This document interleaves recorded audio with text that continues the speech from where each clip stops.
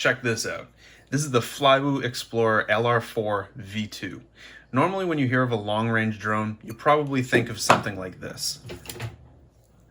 This is one of my 7-inch long-range FPV drones. But micro long-range drones like this are getting more and more popular. And in this video, you're going to see why.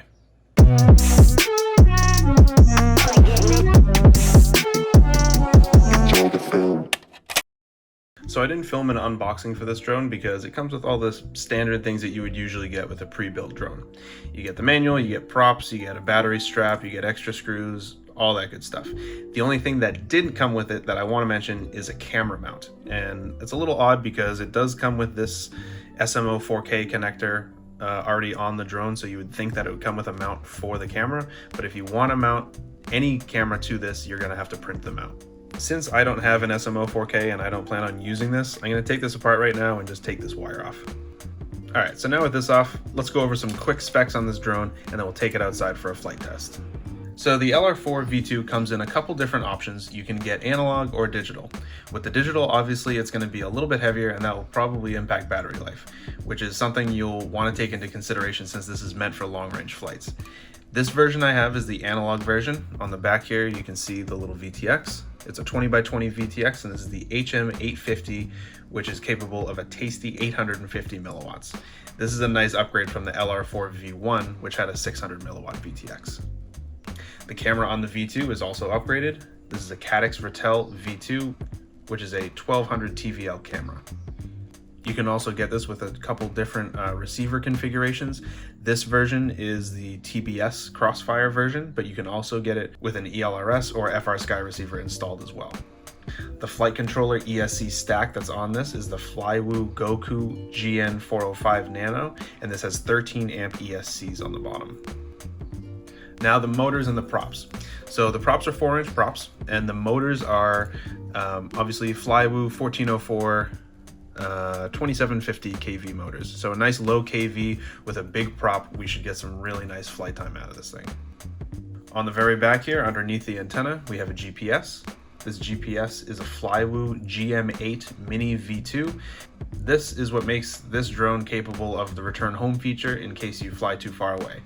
Another feature added underneath the GPS is a beeper that actually has its own power source. So this has a little 1-cell battery right underneath it. And if it were to go down somewhere, the beeper would continue beeping even if the drone's battery became unplugged. All right, so since this is a ready-to-fly drone, we're pretty much ready to go. I'm gonna bind this up with my controller. I'm gonna plug it into Betaflight and make sure that all the switches and sticks are set up correctly. I'll also be setting the VTX power to 850 milliwatts, and I'll set my Crossfire module to 250 milliwatts.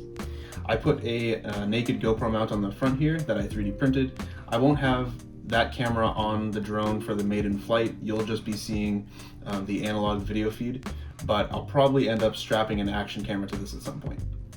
So even though I was sent this drone to review, I wasn't sent a battery for it, and originally I was planning on using just one of my 4S 850 LiPo batteries, but then I saw that the Flywoo 18650 Lion pack was in stock at Race Day Quads. So I snagged one because I really want to try and get the longest possible flight time with this drone. I was reading online that people have gotten like 30 minutes of flight with this battery, and this battery is literally meant for this drone, so this is the battery that I'm going to be using in the flight you're about to see. Let's go test this thing.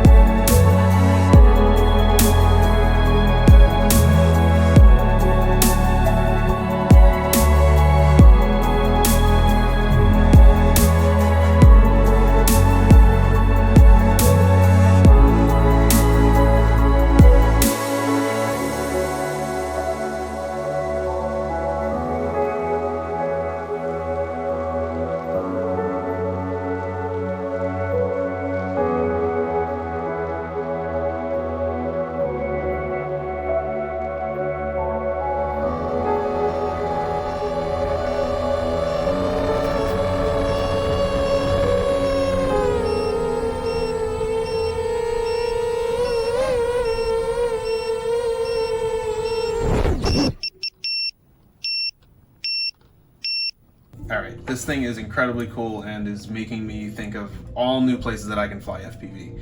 I got like 15 minutes of flight, which is longer than any other FPV drone I've ever flown, and I honestly think I could get probably 20 minutes out of this battery. My furthest point was a little over 2.5 kilometers away, which is about 1.5 miles, and the only reason I turned around was because the video feed was getting a little sketchy. Even though I was on top of a hill, the hill didn't push me above the tree line, so I was limited with the distance because of the trees. There is a hill near me that goes above the tree lines, and in that spot I should be able to get 2-mile flights easily with this drone. And now that I'm confident in its flight ability, I'm definitely going to be utilizing this mount and strapping a naked GoPro to this thing.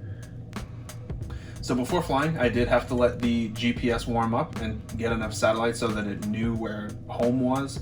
I think it requires 6 satellites before flying, otherwise the GPS return home function won't work. You can adjust how many satellites it needs, but I wouldn't go below 6. I did this with the battery plugged in, so that probably took a little bit of the juice out of the battery before flying. If you plug the drone into a computer though, so if you plug the USB into a computer or a laptop, it'll power up the GPS so you can get the satellite fixed using that method, and that'll prevent pulling any power from your battery. I think if you did that, you'd get 20-minute flights easily out of the setup since you're not using the battery to warm up the GPS. I'm sure when I add a naked GoPro to this, it'll impact the flight time, but I think we'll still see at least 15-minute flights. For the video feed, I used my Orcas with a rapid fire module and Menace RC antennas. I'm gonna have a whole video coming out on these goggles soon, so keep an eye out for that.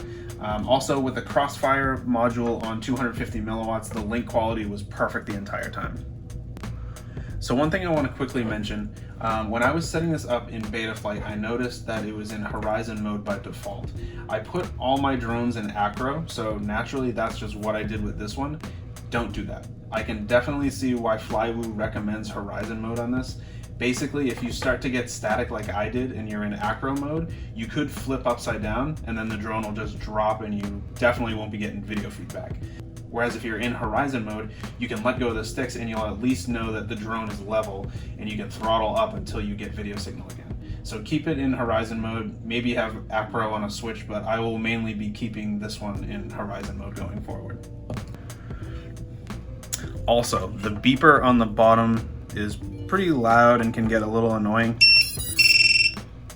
So when you unplug the drone, since the beeper has its own battery, you'll see a little LED down here, and after a couple minutes it'll start beeping. So to prevent this from continuing to beep, because you'll probably forget about this after you unplug it, this LED will be flashing, and there's a little button over here, you can't really see it, but if you press that down and hold it for about 3 seconds, the LED will stop blinking and the beeper won't beep.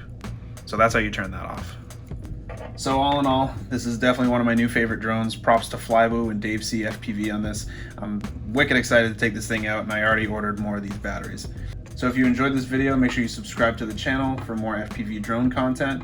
I'll definitely be posting HD long-range footage from this drone, so keep an eye out for that. Make sure you like this video, and if you have any questions about this drone or if I missed anything, leave a comment down below.